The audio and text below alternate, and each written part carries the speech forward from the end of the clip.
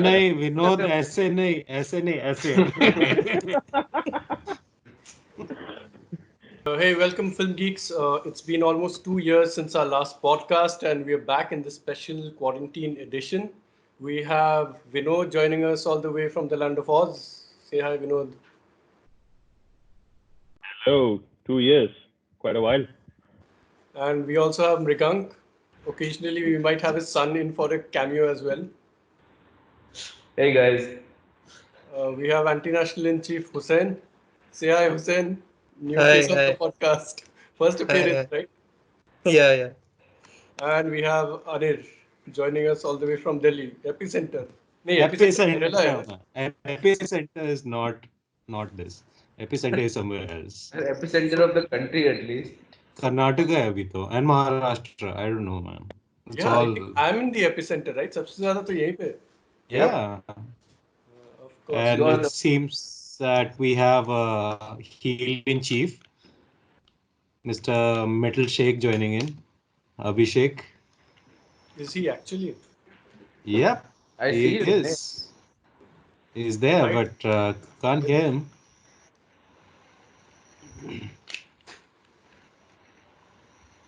But that's fine. Okay. So by the time he joins, let's just start with Vinod. What have you been watching during? Like, how has the quarantine been treating you? So I've been away from work. I mean, like at my organization, like I haven't been going to work over the last 6 days. I've just been connecting from home. Though during weekdays, I hardly get a chance to watch anything. Of course, like when you work, it's just work for me most of the time. I kind of finished the season 1, 2, 3 of Money Heist. People have been asking me to watch it like quite often, Is it as and good? I've been. What's the hype? It's good. It's good. Season 1 and season 2 are really, really up there. Season 3 lags a bit, but yeah, they ended in a very good state. So I might probably watch season 4, but in case if it's going to be a season 5, that depends how good season 4 is going to be. But season 1, season 2 are really, really good writing. They got like good writing and good plots over there. And if there is ever a case, like I was just talking to my folks about it, in case if there is ever a case where they are going to make a spin-off on Walter White, Walter White of Breaking Bad ever, the main guy, Alvaro Morte, can be easily cast into as one, because he's the guy who looks like super nice in front, but he is like one badass guy behind the scenes. So Jason Bateman's yeah. style. You guys watched Outsider or what? Like Bateman, he directed some of the episodes and he was also there in the pilot. Yeah. I thought, till maybe the 9th episode, I really liked it. But the 10th episode, it didn't have that peak. There were no peaks and valleys. It was like just at one consistent level, which you thought that it would go to an epic level, but it never did. Anir and Mrigank, you guys watched it? You guys have read the book? Yeah, I just saw the first season. I just couldn't bring myself to watch anything after that. I don't know. I wasn't invested enough in it. First season was pretty good, but after that, I just don't know. It just didn't strike the right chord with me. And I know the acting is good and all, and the storyline is also good. But at the same time, there are a lot of people talking about where the storyline will go and all. I never found myself invested enough to follow the series from second season onwards. And after that, there's a lot of people who actually started watching it. Even the ones who started jumping on the bandwagon and shouting "Bella Ciao, Bella Ciao." So I think at that point I was like, I don't want to watch it anymore. Okay, I'm done with this shit. Anir, I thought we were So talking about The Outsider, but Even I was wondering second season. Yeah. And then I got it like when he said Bella Yeah, Ciao, I when was he like, said oh Bella shit, why is he Ciao, talking then I was about Money like, Heist? okay. Yeah. I'm sorry. I think this is the best fuck up ever. I thought we were talking about. Well, you know what we are talking about. I thought we were I talking about think Money this at Heist. par at Ambarish falling asleep in the middle of the podcast and describing a completely different, Man, that was a epic. completely differently movie when he woke up. Okay, sorry. I haven't been watching The Outsiders, so I have no idea what we're talking about. no, but to be honest, like tend to agree with Arindam. Like The Outsider, when I started watching it, I was pretty excited because I read the book, and although the the TV show follows the book pretty close to a T. It definitely the ending could have been a lot better. Saying that there are a lot of things in the TV show which um, they actually managed to show pretty well. Um, right from like the first episode on was like the way they end up building the dread, and at least till probably midway, you're always thinking that this is not probably gonna go the paranormal way. There are hints, strewn around here and there, but not a lot. But saying that, I think it was a pretty decently done TV show. A little disappointed, yes, but I mean, it's still a lot better than a lot of other TV shows which come out nowadays. Wait, So yeah, a nice slow who's burn of a show. who's the lead actor in this? What? Who's the lead So actor in this? Richard Armitage or something? yep. Yeah. Uh, I think the show, The Plot Against America, replaced Outsider. Have you guys seen it? It's by David Simon, the creator of The Wire. The first I episode was haven't started seeing it yet. How is it? It is interesting because it's about alternate history, right? I thought it would be it would take a look at the broader picture like Man in a High Castle did, but this is quite like it's mostly about a family in that situation rather than them showing the like whatever is going on in the world. It's just one family dealing with whatever is happening. And shit did not hit the fan at the end of the pilot as expected because it's David Simon. I'm pretty sure he'll take a lot of time in building it up, and maybe that election uh, which doesn't go the way it does in actual real history. I think something like that will happen at the maybe end of the season one or something. Hussein, what have you been Yeah, watching? I mean, David I haven't. Simon, I Sorry. am. Uh, Anil, you were saying something about Plot Against Yeah, America. I'm just continuing in your conversation, which was that David Simon is does slow burns. I mean, he always focuses on specific characters rather than what's happening around them. And sometimes it's good, but sometimes it just doesn't lead you to very engaging or maybe something that engages you throughout the season. I mean, The Wire is amazing, we all know that, but apart from that, there's not much that you can like rely on in terms of what David Simon gives to us.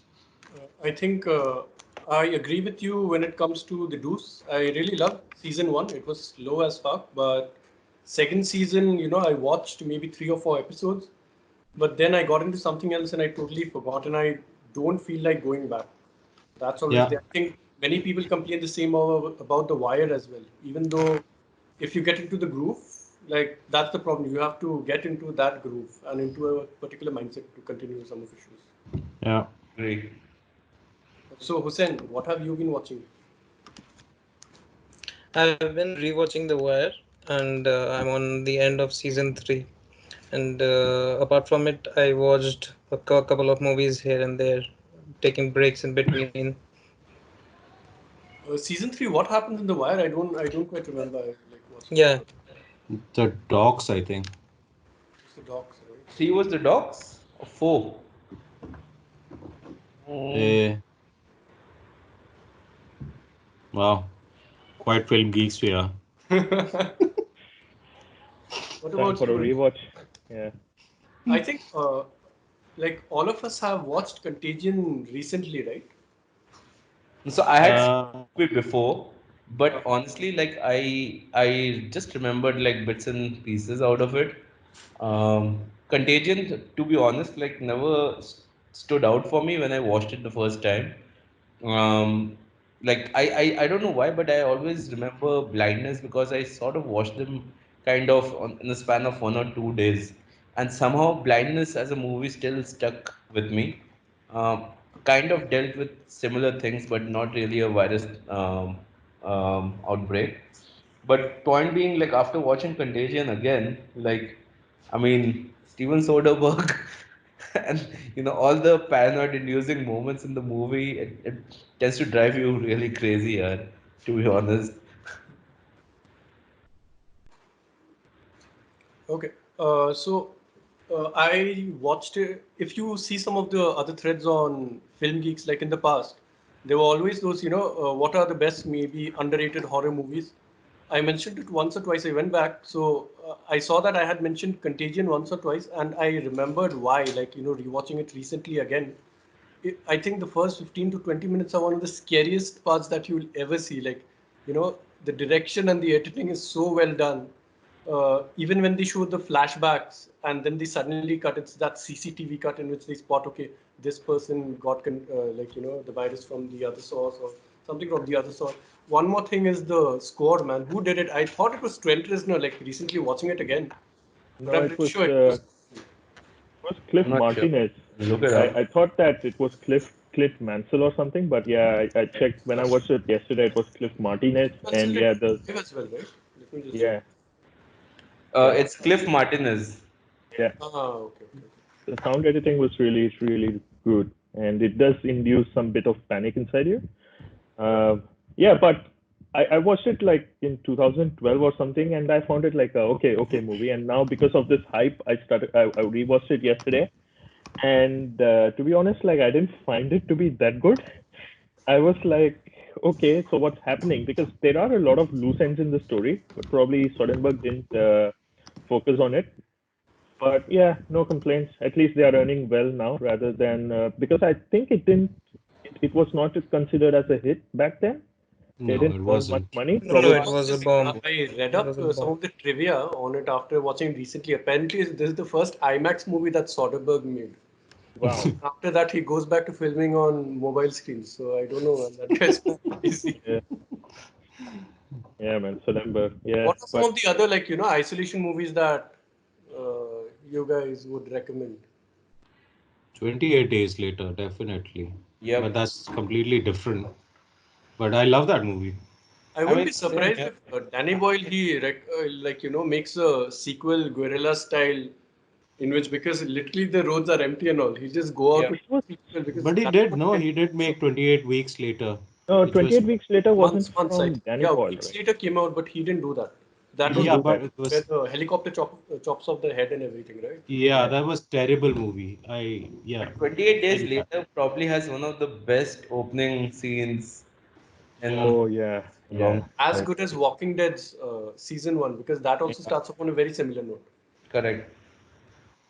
Okay, just one sec. Before we do that, let's figure out Abhishek, what's up with Abhishek because he is online and our greatest villain ever. If he doesn't make an appearance, then it's just not worth it.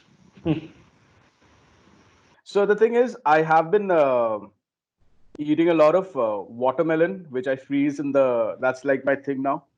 So I freeze. I'm like the reverse Jude Law from Contagion. So what I do is I eat a lot of watermelon, Forsythia. which I store in the freezer. So that kind of fucked my throat up, and now I have a fever. The problem is that I can't go out and even get medicines because then I'll be thrown into a quarantine. Yeah, and you know how the Indian quarantine zones are. So I'm in a catch 22 situation right here. You Nobody's can going to So order yeah, quarantine you, okay, without testing. You know that, right? you There's can not this is enough order India. beds medicines out from there. 1mg1mg a app, shit. One guy, people get beaten up for just spitting on the road, which they should, but still. Yeah, yeah. Uh, So death. This is my death T-shirt. You guys can check it out on my Instagram as well.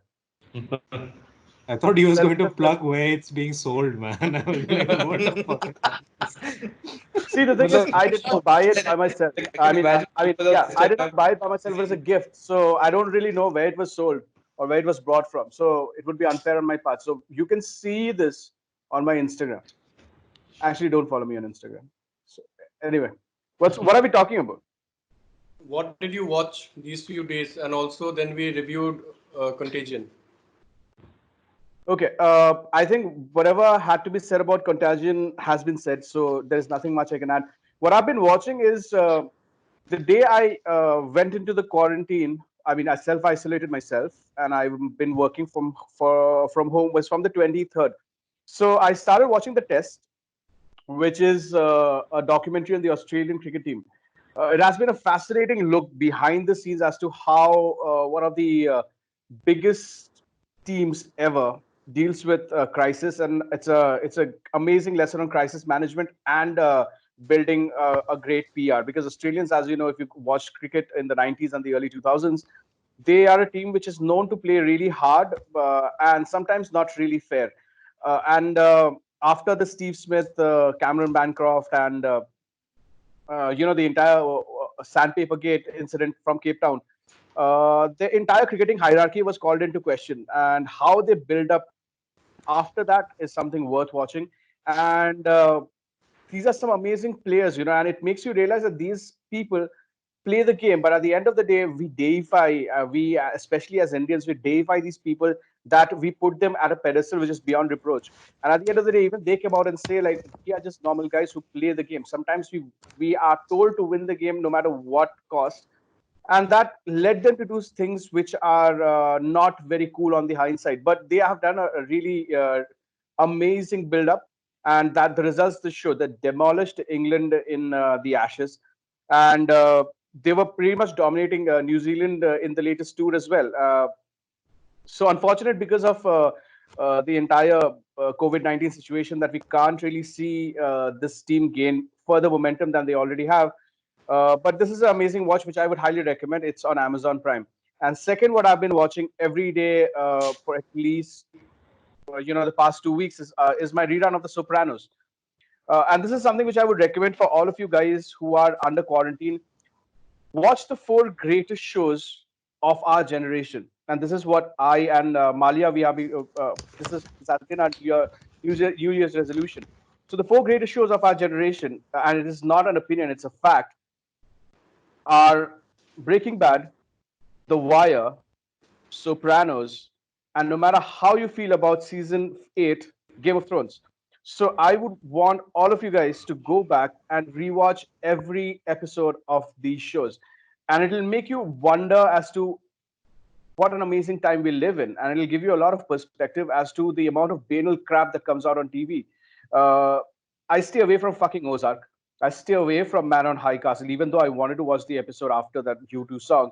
But these are not great shows. I mean, the fact of the matter is, I mean, everything is there, but something is just missing. It doesn't capture the magic like these four shows, and including Mad Men, these five shows do.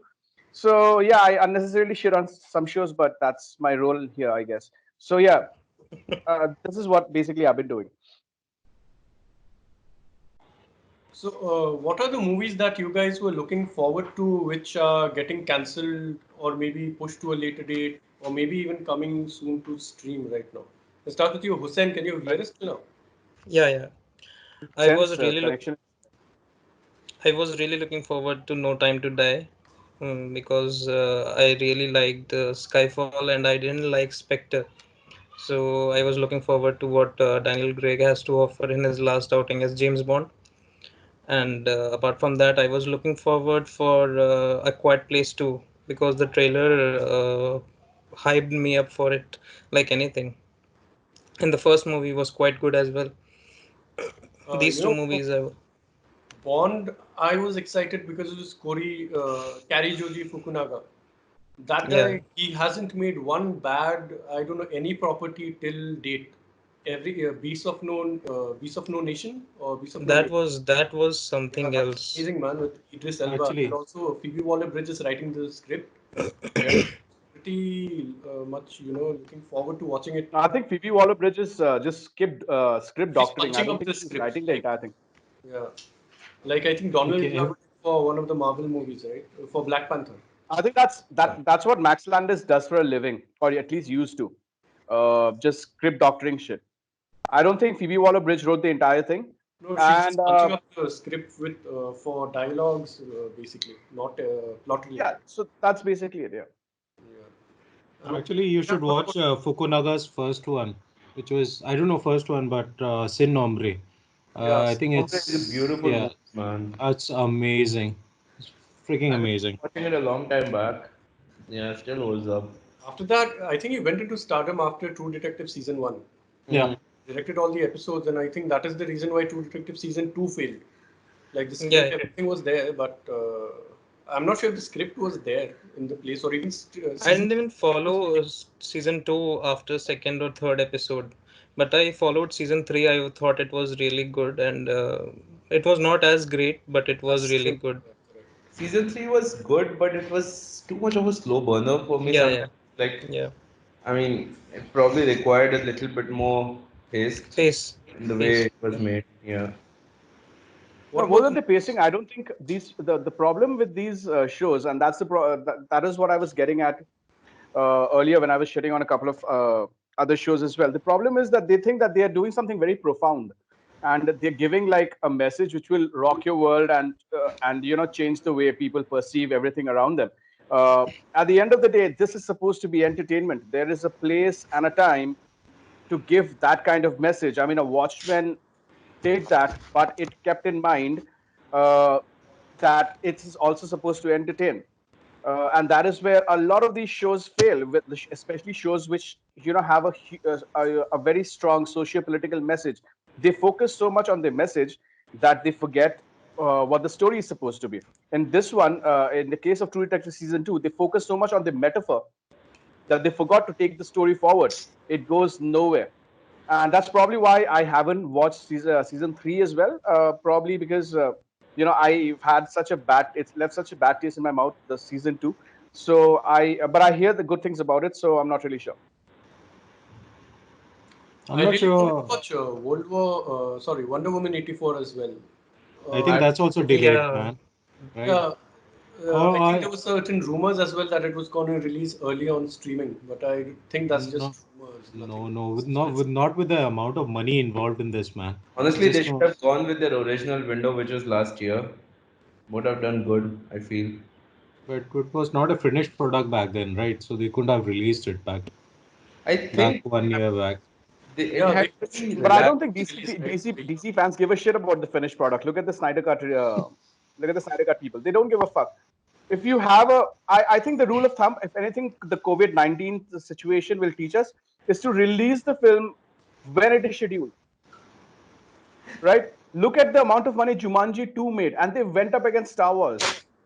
Granted, Star Because Wars sucked, but Jumanji 2 made a lot of money. And look at New Mutants. Are you saying They're going that to The rob Rock that should shit, be and included now in it's the in next Star limbo. Wars movies? I'm sorry. Are you saying that The Rock should be cast in the next Star Wars movie? Can you salvage Star Right Wars? now, right now, if I I'm don't see definitely. another Star Wars movie for the next 30 years, I'll be good. I am just sick and tired of arguing with dumb fucks on the internet about, look, every Star Wars movie, if you look at it objectively, is stupid. Okay, people just have to find reasons to love them. If you like it, great. If you don't like it, you don't go up to people, and this is me telling you, okay, you don't have to go up to people and tell them, why don't you like this, you have to like this. You don't. So just don't go up to people and say, like, you know what, this sucks, fuck you for liking it, fuck off. No one gives you that gives you that right to do that, and I've realized this because of fucking Star Wars. So yeah, don't it's do that, don't be very, an it asshole. So very when much next sounds time like someone brings up the pot and Snyder kettle. Cut, what would be is this the same reaction that you give them? Yes, no, see, hold on. My God, holier Like, than thou if they approach also talk about the doesn't Snyder suit you at Cut, all, okay? This like holier than thou all approach. Arisam had to do was sneak it in. Just No, no, no, Look no. at him, I'm telling. being so holy. Hold on. The two most divisive fan bases in the world currently are Star Wars and DC. Apart from, yeah, yeah. So these are the two most cancerous ones, at least. Star Wars and DC. The No, no, no. problem is MCU is the most cancerous one, I think. MCU is cringy. There is a difference between cringy and cancerous.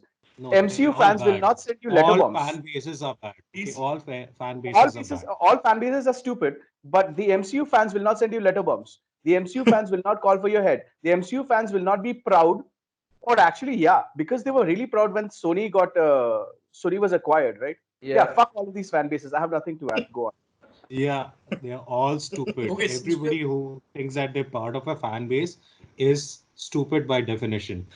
I think so. Yeah, you But can't. I yeah, don't know why you just, say that, denounce a company saying that, everything that you bring out or everything that you produce is complete shit because you belong to a particular faction, or maybe you have like literally no stake in it. You're missing out great stuff because you're saying that, you're blanketing them by saying ki Marvel sucks or maybe DC sucks. I don't get that. Never have. Yeah, these are the same Since we people are who think talking. Superman should kill and Spider-Man should be, Spider. It's okay to portray Spider-Man as Iron Lad. These are the same fan bases. So I don't give a shit about any of these fan bases.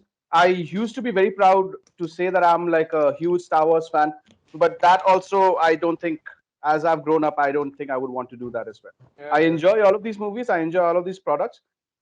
Some products more than the others, but yeah, I think if what 2019 has actually taught me, if anything, was all fan bases are cancerous. It's just not Since you're DC. talking DC, what are your thoughts on Birds of Prey and the Fantabulous Emancipation of Harley Quinn?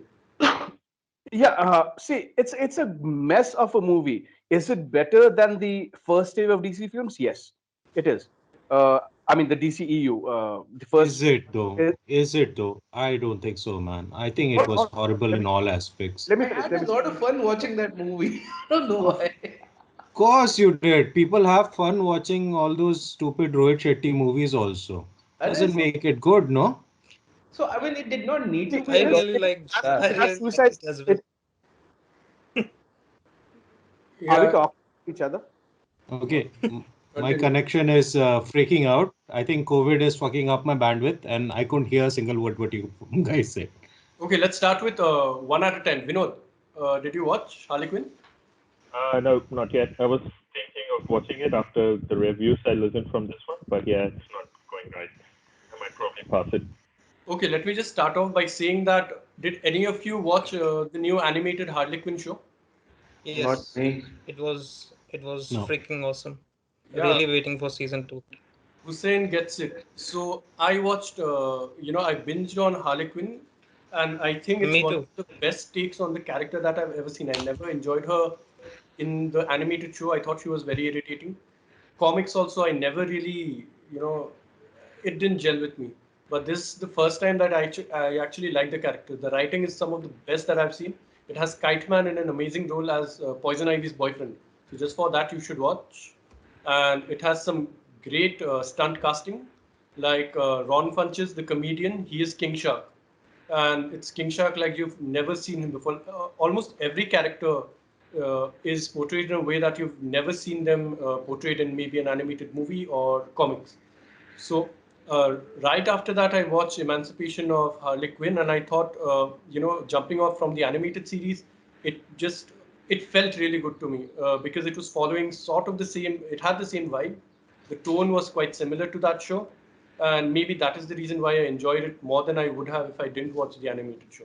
So if Also, on you the animated show, watch it, Alan Tudyk voices the character of Joker, and he also voices Calendar Man, and he's awesome, just pretty damn awesome. Alan Tudyk as Joker was something that I would have never thought of, but even in live action, that guy would make sense. Yeah.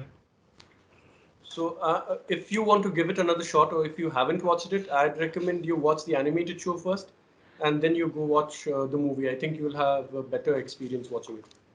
Okay, my Hold on. problem with the movie, okay, is that I didn't like any of the characters. None of them were likable. Even the good ones, the gray ones, the black ones. None of those characters were likable in any way.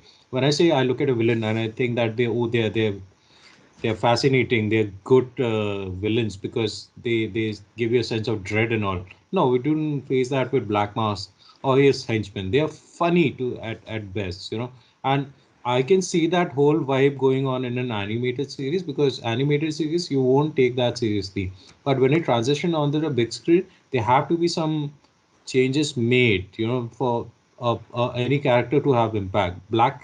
Canary and Huntress, all the characters were portrayed. I know it had to be a very light-hearted movie, but at the same time, it's none of those characters you can take seriously. It's just so hard to look at those characters and say, ki, okay, these are good characters that can take the whole DCEU forward or anything. Again, all universes.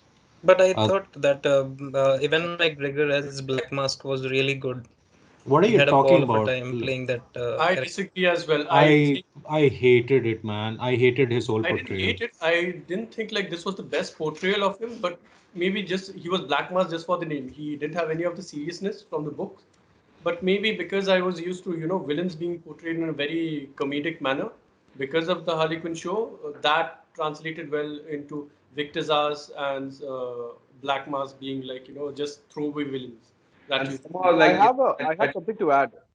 What is the actual character trait of Harley Quinn in the DCEU? Apart from the fact that she's crazy and she loves Joker. See, that's This the is point I'm trying to make.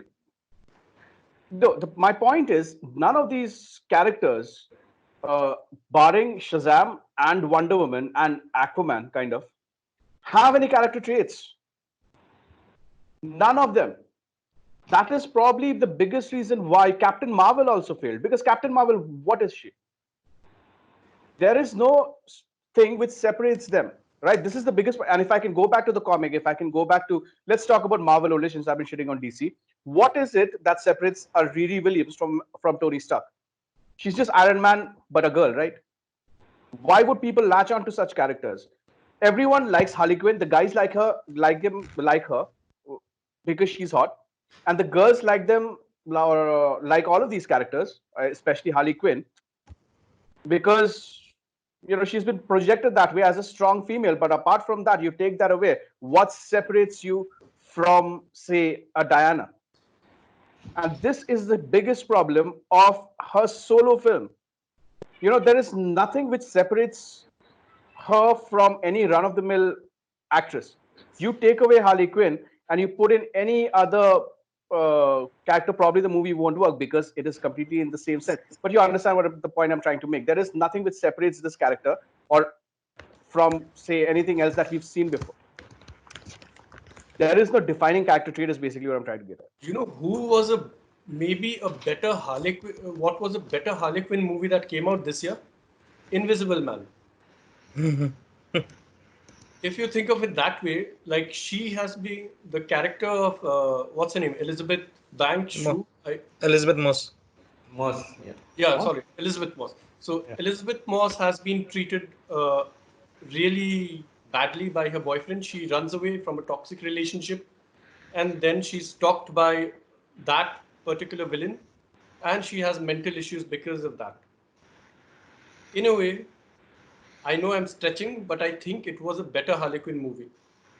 Can we You talk thought about about this a lot. the 2-3 action scenes of Invisible Man? Because it was a low budget movie, and I think that For most of $7 it was million, practical. man, it's like amazing. I don't know how he pulled off every Lee Van Halen, because I'm also saying this might be a Harley Quinn movie because his previous movie was a Venom movie, and it came out in the same year as Venom. Upgrade is like one of those amazing science fiction movies that don't get talked enough. And so I know I'm stretching, but I think that he did an amazing job over here. And I just can't wait for. I think he's doing Escape from New York's remake next, right? Yeah, with So John Carpenter involved. So that is like right is up his there son with on playing? my most awaited Is list. his son playing Snake Plissken? John Carpenter's son. No, no, no, no. Kurt Snake. Kurt Russell. Russell's son. I don't know. But next Does he he's gonna have? be on the Disney Plus show, no? Falcon and Winter Soldier. He's US agent over there. Yeah, he is used agent. Who is Captain America? Kids, if you're listening, there have been multiple Captain Americas. So US agent is not Captain America. He's a Captain America placeholder. Okay. What are your thoughts on Invisible Man, by the way? Vinod, have you seen it yet? No, I'm still lagging, man. Got a lot of You things have a to long watch. watch list ahead of you, Yeah, man. yeah, What about yeah. I you? got a long one. No, haven't seen it either. Damn, who has? I have. And I I did. think Hussein has as well. Yes, yes. What about you, Anil? It was. I haven't watched it, man. And Mrigank, I don't know.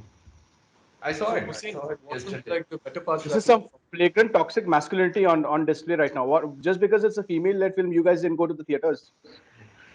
I You'd be didn't ashamed go of to the yourselves. theaters for. I haven't been to You the are in theaters in a Gurgaon. You long are time. like you are the embodiment of toxic masculinity. This is You what were in Delhi, and this is coming from a person who was in Delhi himself. Okay, I moved. I could not take it myself. shut up. You were here. You loved it. Okay. So Hussein, do I you have any watched complaints Invisible Man though. about? Back to the point. About? Yeah, I think we talked over each other. Yeah, I Pardon. watched Invisible Man in theaters. It was a great watch, and there are problems in the film. Like you will realize it as soon as the second half starts. Second half starts, or at least in India after the interval, you will start noticing problems in that film because I really liked the first half, and that's what I wrote on the group as well. After the first half of the film is really good. The second half there is a lot of plot contrivances, which is something which I kind of look. I don't give a shit if it's a director I really like. And Lee Winnell has been one of my favorite people of Hollywood since Saw. Saw is a movie which is really near and dear to my heart. I love the first Saw movie, and he's always going to get a pass from me. So if you look beyond the plot contrivances, like how does the suit work, which is fine, but how is that guy there all the time? Does he like just close the door? And Why that's does he carry a mobile in a suit that there are many plot holes in the movie? I'm pretty sure we could pick exactly. it apart. Yeah, but I think just for the feel and as a Universal's Monsters movie, like universe that Blumhouse is putting out, I think Dracula is next. I'm pretty much looking forward to it. I hope Yeah. they do The make thing it an Avengers type of beyond thing. that, beyond that, I think I really like the score, and obviously the performance of Elizabeth Moss. Elizabeth Moss is like what I call the Ric Flair of anything. As famously said, Ric Flair can even wrestle a broomstick. Elizabeth Moss can acted the fuck out of this entire movie, and and in most of the scenes, she was acting alone, pretending that there's Yeah. someone uh, in the same room. And I love the camera work where the camera pans, and this is something which Kubrick did brilliantly in Shining, where the shot lingers on for an just extra second, and there's nothing there, but it makes you it fills you up with a little sense of dread, knowing that what if that there is someone in the room. And that is something which I love about horror films. And great horror, when when you watch great horror, it is like filmmaking at its finest. But bad horror is something which you can see everywhere. But this is not bad horror. This is an amazing thriller film, right out of, if you love your 90s thrillers, should be something which you should definitely check out. It's an amazing film, and I can't wait for Escape from New York next. Since you guys talk about the camera panning, I saw that brilliantly done in Doctor Sleep recently. This was one of the few movies that I watched over the past week, and I thought it is one of the all-time greatest sequels of that I have ever seen. I can't really believe that he made something that was worth, maybe it wasn't a sequel by Kubrick, it was a sequel by M. Night Shyamalan, but I think it really works for the story. It's an M. early Night, M. Night Shyamalan movie. It's not a Kubrick movie. I'm sorry, Mike it's Flanagan. a Kubrick film Mike done by Mike Flanagan. Flanagan. What? No, I'm saying Mike It's a Flanagan. Kubrick. I know it's Mike Flanagan. I'm saying that the I know. tone and what they have done, it's an M. Night Shyamalan flick. I disagree. It's nothing like an M. Night Shyamalan film. It's a cover version of of what a Kubrick film should be in 2019. And the only one who gets it is Mike Flanagan. It's like listening to Ronnie James Dio covered by Metallica. He brought in his own influences, his technical mastery over Kubrick's last shots. I mean, that entire shot where Desi Rise plays, and where the camera pans over the lake and it goes in reverse, and he recreated shots when they go into the hotel again, the Overlook Hotel. He recreates Kubrick's shots, and Spielberg of all people had to use CGI for that shit. This motherfucker did it in camera. So that is the level of technical mastery that we're talking about. Spielberg also is lazy, but who gives a shit? I'm kind of disappointed that Mike he won't be Flanagan is directing all the, the. one of the best, if not one of the top five directors working right now in mainstream Hollywood. And if you haven't watched stuff by him, you should definitely watch. Even if you don't like horror films, this guy is a technical genius. There is an entire 45 minutes episode of how he filmed an entire episode of Haunting on Hill House one shot, and in one take. You should check that out. It's a fantastic look behind the scenes of how TV shows are made and how things should be filmed. Uh, it was just an amazing film, and the best part about Doctor Sleep was it had to placate two fan bases of The Shining and fan bases Of the of book. Stephen King, right? And it does that masterfully because it brings in the ending of the book as well, and it brings in the ending of the first Shining as well. And to placate both fan bases is something extraordinary. It tried that and it failed miserably, but Shining was completely way beyond the amount of praise that it has got. It's one of the most underrated and underwatched films of last year. So go ahead and check out Doctor Sleep. It is fantastic.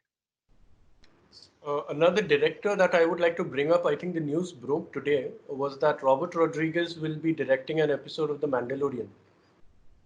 I think that excites me a lot. I like that Disney's taking chances with directors that you wouldn't expect to work on things like big properties like this. And like they're getting them for 30 minutes episodes, which I just truly love. Who are the other directors that you would want to direct? Who Hold are on, hold on. I have one to Anir, because Anir and I think I we agree on this. I know you are a Robert Rodriguez fanboy, Arindam, so I won't ask you this. But Anir, what do you think about Robert Rodriguez, and are you excited about for him to be joining the long directors list of the Mandalorian? So I think we are in agreement on this one. I don't think I've seen a single good movie from his camp, except for Sin City. I mean, you can take it any way you want, but Sin City, I like it because I'm very involved in the whole Frank Miller thing, and I love Sin City as the books. I love those books; those are done brilliantly. But as the director, I don't see what he has to offer at all. I don't see. I mean, this is the guy who did Spy Kids, okay? And if you like Spy Kids, well, yeah, maybe you do, but then well, I don't know. Your taste is something that doesn't agree with mine. But He's again, very pro to Machete. Zack Snyder. Robert Rodriguez is very pro to Zack Snyder. He has the slow mos. He Yeah, has a lot of spaghetti western influences from the likes of Sergio Leone going on. but So if you he look has at, that, and yeah, Zack Snyder is Rob, still better than him, I believe. And Zack Robert Snyder, I think, is Rodriguez? shit. I think is Zack Snyder is shit. So that makes it like Robert Rodriguez is one step below Zack Snyder. I can see Arindam's I face, love Zack Snyder personally. holding on. I can see Arindam holding on all to everything and he wants to like give us a good retort. But no, I think Robert Rodriguez is shit, man. I don't see what. Comparing Zack Snyder and Robert Rodriguez, I think that Zack Snyder at least has a knowledge of technicalities, and Hey, he hey, hey, hey, hey, hey, hey. isn't it. Okay, Robert Rodriguez is a director who writes a movie, then he directs it, then he doesn't trust anyone, so he shoots it. Then, because he doesn't trust any like one in the vicinity of studios that he's working for, he goes and he edits it. And then, because he doesn't trust any other musician than himself, he goes and he scores it. And then he makes these movies. Always remember that there are two Robert Rodriguez's, and there are two Takeshi Miike's. One of them works for the studio system, the other one makes movies for themselves. So the ones that he makes for the studio, he does that to finance his own movies that he doesn't himself. So movies like Spy Kids and Battle Angel Alita, these are entertaining and made for the masses. And then he makes these esoteric things like Grindhouse, which he just does for the fanboy in himself. And that is why I think I just love Robert Rodriguez. He does what he wants, and he'll make a really entertaining Mandalorian episode because he knows to work within the studio system. And the money that he'll make with that, he'll make some movie that you guys will shit on again. So that's quite okay. Coming to No, Alita, I don't think that it entertained any of the masses. It was one of the biggest headaches of my life in Wait, wait, theaters, wait. and I Hold on, Sucharita. chomu chomu. Ah, so, so the thing is, Battle Angel Alita made a lot of money, okay, which it made so much money that it gave a lot of confidence to James Cameron to come out and talk inordinate amounts of shit about a movie which was a failure in every fucking way that you can think of. And that was the new Terminator. Fuck the new Terminator and fuck James Cameron while I'm at it. James Cameron true. talks shit about everything, man. Remember the Vidhu Vinod Chopra movie? Without watching it, he was like Shikara. blasphemously praising it. and he did that for another. Dude, Hold he on, hold on. loved What Genesis. is this? Remember? Hold on. When did Vidhu Vinod Chopra and James Cameron meet? And what is the story that I don't know? Yeah, I'm For also some trying to. reason, every time Vidhu Vinod Chopra has a movie out, James Cameron has a byline. I don't know how they What? have managed to What? become good friends. No, what are you I talking think about? I think I think if I can plot it, Vinod Chopra is married to Anupama Chopra, who probably interviewed James Cameron somewhere and probably Yeah, snuck in. like Yeah. true investigative journalism at work. Yeah, so James Cameron talking or praising any movie, yeah, don't even bother it, just But ignore it. he convinced me to watch one movie, and I'm thankful for that. He asked me to watch Transformers: Dark of the Moon, and the last 40 minutes is one of the greatest CGI battles that I've ever seen. Everyone disagrees with me. I don't know why, but give it a chance. If you just think, okay, it's metal clanking against metal, Like, and you have that opinion, you won't like it. But just the visuals and I how the can't tell camera the last moves. 40 minutes of any Transformers movie apart, like, to be honest. Like, they all end up looking the same. It's just, I mean, like, I saw the first Transformers and it blew me away. And, I mean, and thereafter, I right on caught on to the joke. Blew Like, it, everything away. huh? The first one blew you away. The next one blew everything away. Just kept getting worse, I guess, man. Like, yeah, it's pretty crazy, like how the Transformers universe, like even the new one which came out, which is supposed to be like a look back at the roots, Bumblebee. I mean, was okay. No, no, it wasn't. It wasn't. It wasn't okay. It I'm was a sorry, good but kids that was. movie, man. You don't like kids movies, right? Anil, No, I like that's yeah. kids movies. What are you You don't talking like about? I movies that like are for Kids. kids. Hey, please. Okay, I like kids movies. But then when I look at Transformers, seriously, Bumblebee is a kids movie, but because it has a teenage girl, that's not why it should be a kids But movie. And Come on. somehow I don't like Mark Wahlberg anymore. I mean, I don't know like why, but Hey, no, I think that movie actually that was also bad, but it was it was a good not a blockbuster, but a action movie. I think Spencer Confidential was pretty because okay. I thought. that's a Peterberg movie. Peterberg always makes entertaining movies, whether you Yeah, like it or That's Yeah, not. it. You coming Yeah. like it. back. Hold on. Coming back to the Transformers thing. You know why everyone likes Bumblebee? The only reason why everyone likes Bumblebee because it's a remake of the first movie. That's the only reason. That's the remake of the first Michael Bay Transformers movie. It's the same film. It's wait, who literally the likes same it? Not film. really. I don't think so. Also, the first 20 minutes is like the best Transformers live action that has been done. I say live action with air quotes. Please, it looked like Bumblebee looked like a remake of Herbie Loaded, man, and Herbie Loaded Yeah. was bad. Yeah, that I could give it to you. And So then John Cena Anyway, is Miley Cyrus. coming back to the original question, which was considering that we are getting lost in the shuffle again. Yeah, who are the The directors first that you'd like to direct Mandalorian season 2? James Cameron. I am Hmm. not kidding.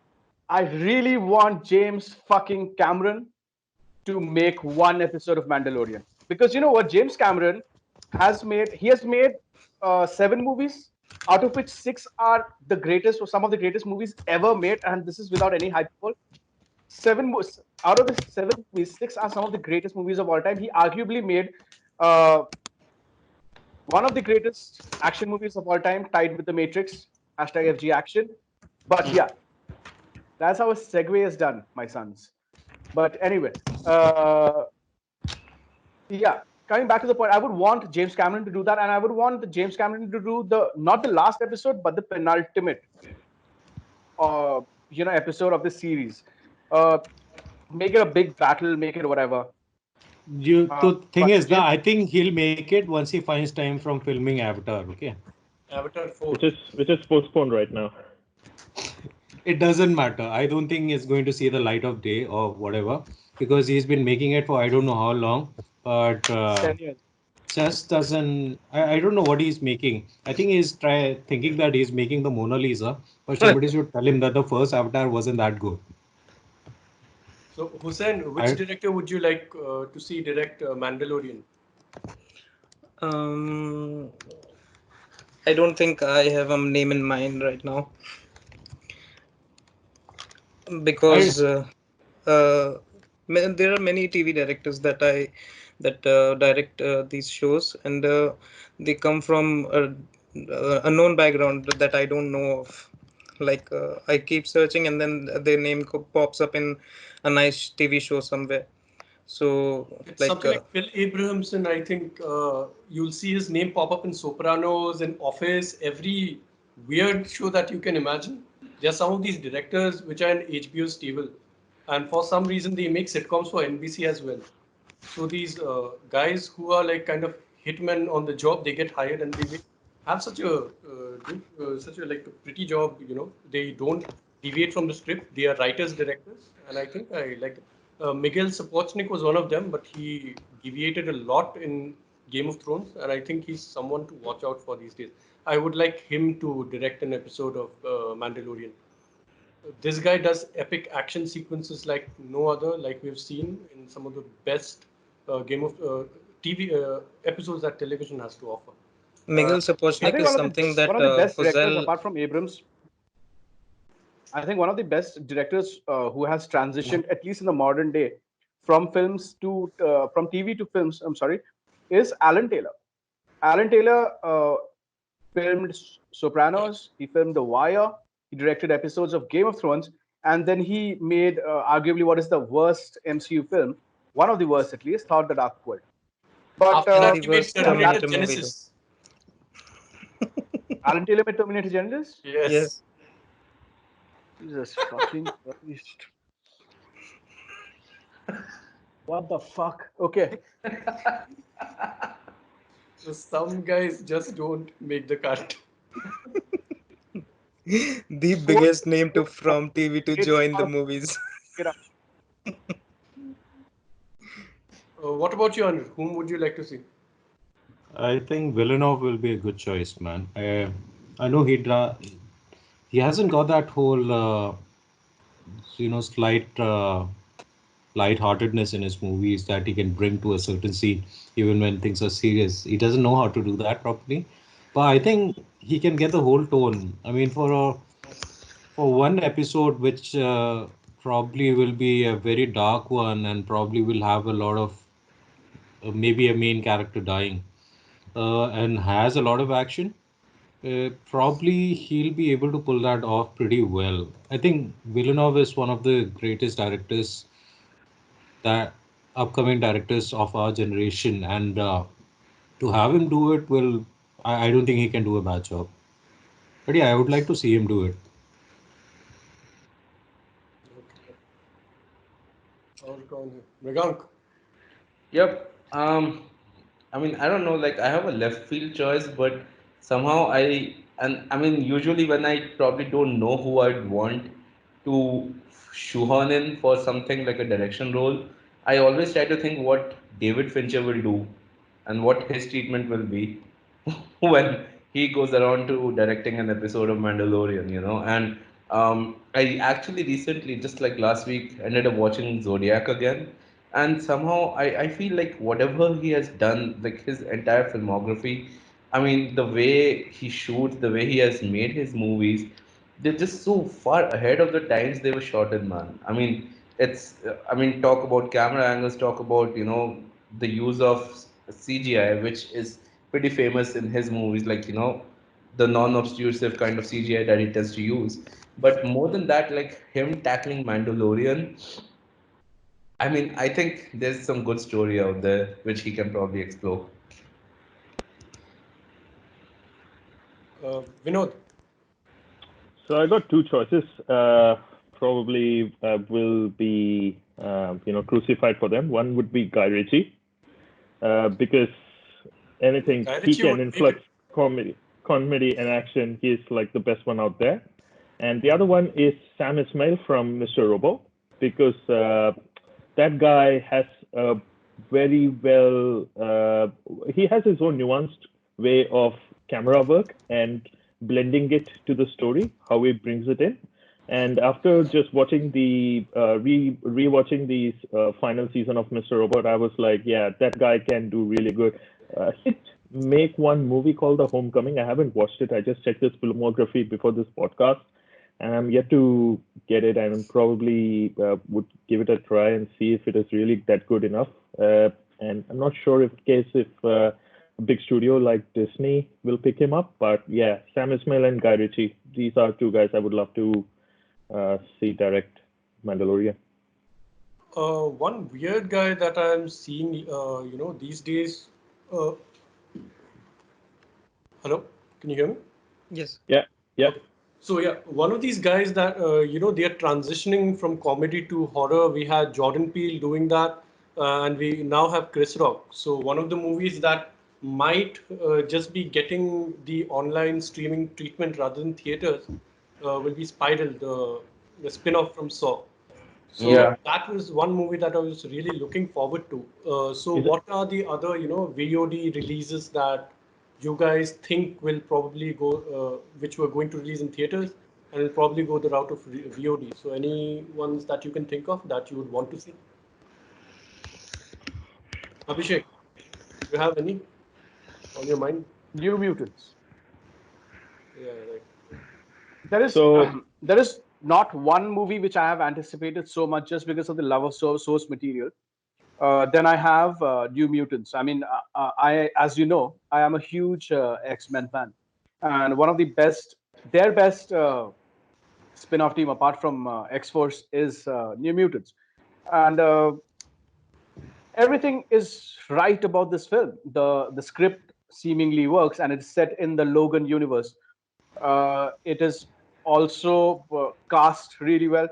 The storyline is the most iconic New Mutants and in fact X-Men storyline that there is. That is Demon Bear Saga, and the movie looks really cool. I mean, the shots of Anya Taylor-Joy as Magic, and then you have Sunspot, you have Richter, you have all of these amazing characters.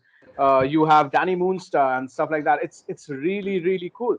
And for some reason, it just got delayed because of the complete takeover, the Fox takeover, and then it got delayed because of script of the because they needed to polish it up. And now because of COVID-19, it was supposed to be released in April, and it's delayed again. So why not just? I would really hope that Marvel would say fuck it and release it on Disney Plus. That is one movie I'm really looking forward to, and the stuff which has come out, I'm looking forward to The Hunt. I'm planning to watch it right after this podcast ends. This movie is. I have a feeling that the movie is gonna suck, and it probably will. But I'm still looking forward to it because that's a movie Donald Trump didn't want you to see. If Donald is Trump it doesn't want the you to watch a movie, that should go right, straight up your watch list. is that a remake of the Matt Mikkelsen movie or is it like completely a No, different no, thing? it's No, no, no. about people It's being all, hunted and there's privilege and class involved. I think it's a yeah. Blumhouse movie. Oh, it's like Purge in a Yeah. different sense. You know, Kind of different. No, I'm Black Mirror did I it think first, I think right? they're hunting for rednecks or some shit like that. Ah, Does okay. anyone else here feel that The Purge went from being like a B movie to suddenly being lauded worldwide for, the class politics that it somehow ends up showcasing? I mean, of all movies, like I still remember the first time I watched The Purge. I mean, it was just a random download. Not a lot of people are talking about it. It just has a interesting premise and a good poster, if I'm not wrong. And now like somehow like the purge is like eagerly awaited, like it earns quite a bit of money every time it comes out with one of its episodes or whatnot. But yeah, hey, hello there. So, uh, So I read so a bit of Vedant, a what is trivia. one of the movies that you're looking forward to? Who, what, me? One of the movies that you're looking forward to that may just go on streaming rather than the theater. So I am not very sure, like I was not very sure what movies are coming out in April except Wonder Woman 84.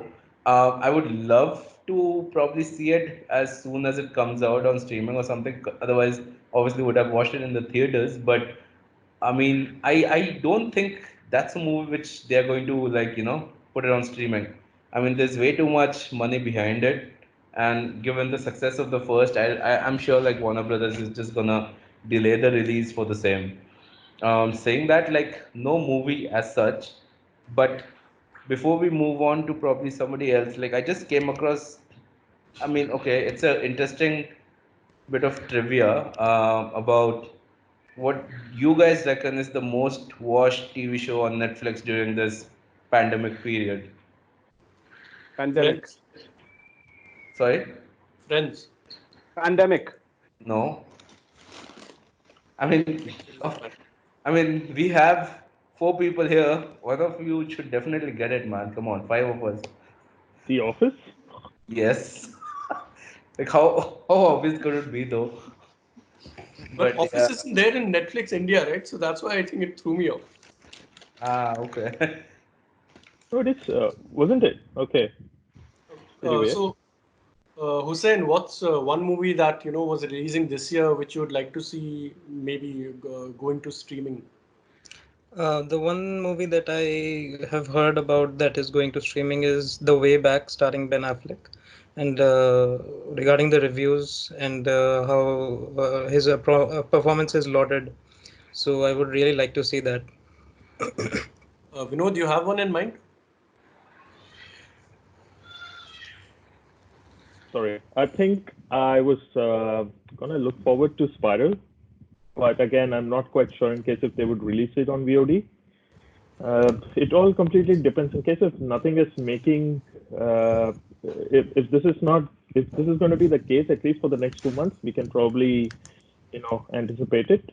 But yeah, again, I'm not sure. I think it's directed. Everything is by Chris Rock, right? You know the studio who's behind this I one? think it's Is it Lionsgate. A24? I think it's Lionsgate. Lionsgate. Lionsgate. Oh, okay. Lionsgate. The ones from Saw. Okay. Yeah. So yeah, to be honest, like Spiral is the only thing that's coming into my mind. But apart from that, I think small studios would benefit releasing their movies on VOD rather than waiting for it to be screened. Uh, because there's going to be a bit of a delay, and there's going to be already queued up for earlier big movies like No Time to Die and Wonder Woman 1984 to be hitting the big screens. So I think small production houses should benefit this one. I think one movies I'm being really optimistic here. This releases in June. It's Pixar's Soul.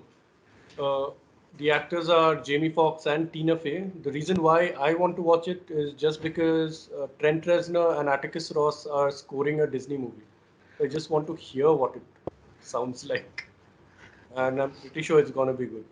So one So thing, Anil, okay, final take. yeah. What's the movie that you would want to see on VOD? See, you worded it a little differently. Was the one movie that I would like to see? Probably. What was that? It's a movie that was about to be released. I just forgot the name. It's got John Krasinski in the first one, the horror movie, the creature Quiet feature. Place. Quiet Place. Quiet Place 2. Place two. Yeah, The Right, place Quiet two. Place 2. I think that's the one movie that probably I'd like to see.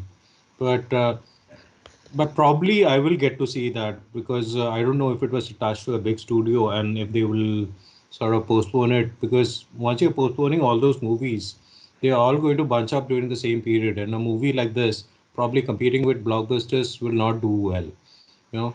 But in terms of what probably should happen, and this is a real life scenario because I think that shitty movies that probably we already know will be shitty based on the trailer that I think should go straight to video is Bloodshot, man. It Oh has I yeah. already think released. Bloodshot This is could the last should It's a movie. go movie I straight to wouldn't video. mind watching, I but think that's Yeah, yeah. released. No, I would like the freedom to pause it and watch it, pause it and watch it, and forward it if I need to. You know, I would this not. movie I'm I don't think I'll enjoy it in a studio. I might be wrong though. awaiting the haunting of Yeah, Sharon Tate for the same reasons. Bloodshot is basically an election campaign in Uttar Pradesh. Anyway, so the yeah, I think what was the most streamed movie of in 2017 in Netflix? Just a very The random most statistic streamed that you movie. just pulled off. It was streamed so much that the parent company, the studio which produced the movie, actually thought. I mean, Netflix actually thought that the studio was creating fake accounts and releasing memes about this movie, and that is Bird Box. And I think Quiet Place 2 should be released on Netflix because the state that we find ourselves in and the amount of paranoia going around and the amount of complete lockdown of states, etc., it would be really cool if they release it on Netflix because it suits the situation that we are in. It is literally, you could write this better. So I hope the studios find it, in the better senses and release Quiet Place on any streaming platform, be it Netflix. I think they have a tie-up with Netflix, but on any streaming platform would do, even Hulu. So Quiet Place is like a movie which should be ideally released, if not this month, and probably next month. It's a movie that should be released. But John Krasinski has a little bit of an ego. He thinks that he's a director now. So you never know. Okay, so with that, I think we should wrap up today's podcast. Hopefully, next time we can figure out how to do it live, like we previously had. We almost got it this time. Maybe by next time we'll figure it out in a more complete manner. So, chalo, let's see you guys. Bye. Bye,